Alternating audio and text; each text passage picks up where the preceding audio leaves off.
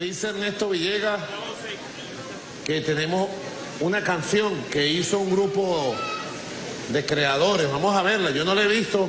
When politicians try to pass themselves off as pop stars. Venezuelan President Nicolas Maduro's attempt to use Latin hit Despacito to inject some cool into his controversial new Congress has backfired. Constituyente va, ejerce tu voto. Maduro's unpopular leftist government released a remixed version to encourage Venezuelans to vote for the Constituent Assembly, which will have powers to rewrite the national charter and supersede other institutions. A grinning and clapping Maduro called out to the crowd, which responded in approval. But it hasn't gone down well with Puerto Rican singers Luis Fonsi and Daddy Yankee, who've said they don't approve at all. Millions of Venezuelans have been staging months of protests against Maduro, a former bus driver and union leader, narrowly elected to replace the late Hugo Chavez in 2013.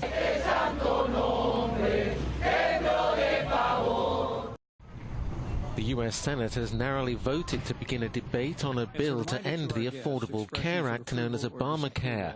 With the Senate deadlocked on 50-50, Vice President Mike Pence used his tie-breaking vote. Scrapping the policy was a key Trump campaign pledge. Senator John McCain, who was recently diagnosed with brain cancer, turned up to cast his yes vote. President Trump had earlier warned Republican senators that there may be repercussions if they didn't push through the measures, so he was thankful for the support he got. I want to just thank some of the Republican senators who were really fantastic in getting us here, particularly John McCain for making the trip. But I think you're going to have a great health care. This is the beginning of the end for the disaster known as Obamacare. But speaking to demonstrators from the steps of the Capitol, Democrats called on Americans to protest against Republicans' plans to dismantle the health law introduced by Barack Obama. It meant all Americans were required to have health insurance or pay a tax penalty. It's unclear which aspects of the reform senators will now debate. The most senior Roman Catholic official to face historical sex charges has appeared in court in his native Australia. Vatican Treasurer Cardinal George Pell, a top advisor to Pope Francis, did not speak as he was escorted to and from the hearing in Melbourne. But his lawyer said he'd be denying accusations which police say have been made by multiple complainants. Supporters and opponents of the Cardinal were out in force. Shame in your religion! Shame on you! Shame! Pass the message to the Pope! Innocent until proven guilty. This is an accusation. This is a nonsense to do this. The pontiff won't comment on the case until it's over, but the charges against the 76-year-old bring the church's global sex abuse scandal to the heart of the Vatican. It looks like a typical summer day here at the Vatican. Hundreds of people are queuing to get into St. Peter's Basilica. Others are simply admiring the square's architectural beauty. But look closer, and one thing is missing: the water from the square's two main Baroque fountains. The Vatican shut them off in solidarity with Rome, which is experiencing a water shortage due to a record-breaking drought. After weeks of relentless and hot, dry weather across Italy, rain is becoming a mirage, and water is quickly running out. Water reserves in the capital are so low, authorities said they may be forced to introduce water rationing by closing household taps for as long as 8 hours a day. But it is nature that is paying the heaviest price. With 60% of farmland across Italy hit by the drought, several regions declared a state of emergency. Italy's famed olives, tomatoes and wine grapes all affected. The cost to the nation's agriculture so far, €2 billion. And the situation is just as dire across Italy's borders. Wildfires have been raging across Corsica and the French Riviera, with hundreds of homes evacuated as a precaution. Back in Rome, the local authorities are feeling the heat, but are struggling to cool down worries by residents. Water has been a key element of Rome's life for thousands of years.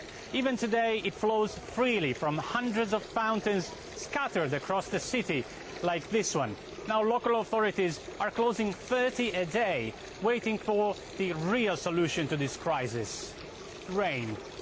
Claudio Lavanga, NBC News for Euronews. Women wearing brightly coloured clothes without face veils and black coverings can be seen once again in the streets of eastern Mosul. Restrictions imposed by Islamic State militants have been lifted after jihadists were expelled from the city by US-backed Iraqi forces. Daesh controlled our freedom. We could not act freely.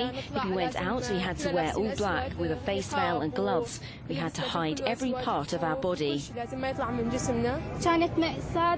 The situation was very tragic, especially because education under Daesh was non-existent. We had no right to attend classes, and there were many challenges and limitations placed on us, especially as women. After 9 months of fighting, Iraqi forces declared victory over Islamic State militants earlier this month. Most days, when women come into the store, they would drag them out of the market. Why?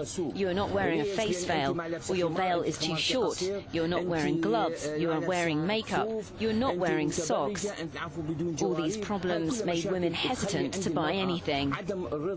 Now there remains a huge task to rebuild Mosul after it was liberated on July the 10th. Around 80% of the city as a whole suffered damage or was destroyed by the fighting. Protesters in Brussels on Tuesday call for the release of human rights activists arrested in Turkey as Foreign Minister Cavusoglu met with EU Foreign Affairs Chief Federica Mogherini. Amnesty International say it's a crucial moment. This is a defining moment for civil society in Turkey, and it's a defining moment for the international community and its relations in Turkey. Those relations need to change, and our colleagues, the human rights community in Turkey, they need to be released and they need to be supported. Nearly 900,000 people signed a petition calling for their release. Commissioner for Enlargement Johannes Hahn agreed it's a vital time. So to say, slipping away from the European values, and this has certainly an impact on the particular relationship Turkey is looking forward in respect to the European Union. Similar demonstrations took place in London, Paris and Berlin as tensions between Turkey and the EU continue to rise. Libya's two main rival leaders have agreed to call a conditional ceasefire and hold elections early next year. The diplomatic breakthrough followed talks in Paris hosted by Emmanuel Macron.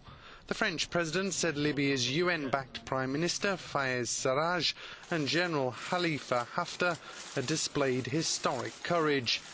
The deal marks a step towards a political settlement aimed at ending years of violence on Europe's doorstep.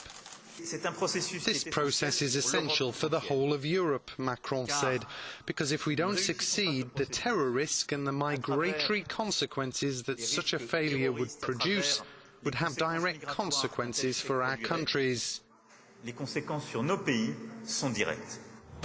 Libya has been in turmoil since its former leader, Colonel Gaddafi, was ousted in 2011. For now, General Haftar's Libyan National Army, which controls large tracts of the east of the country, has so far refused to recognise the UN-backed government of national accord based in Tripoli.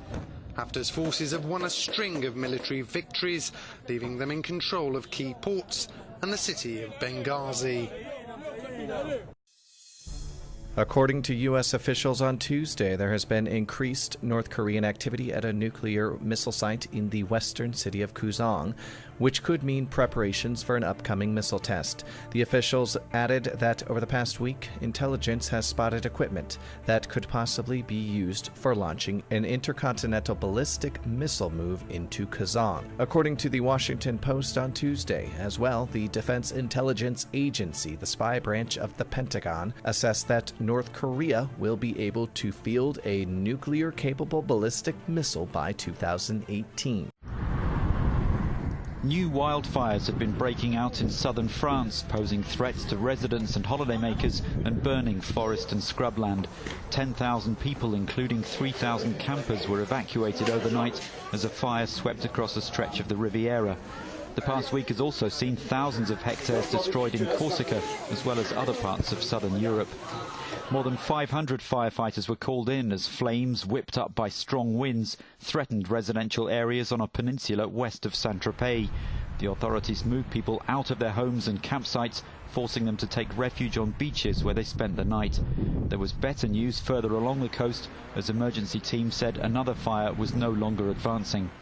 France has asked for help from neighbouring EU countries and ordered several water-dropping planes. In 2 days, more than 5,000 hectares have been destroyed and some 20 firefighters have been injured. Despite the occasionally terrifying skyline, no deaths have been reported, unlike in other parts of Europe this summer.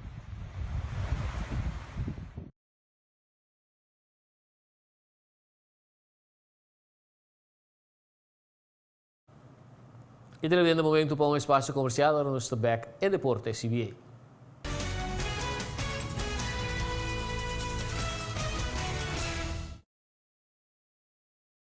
Programa com mais de uma década de informação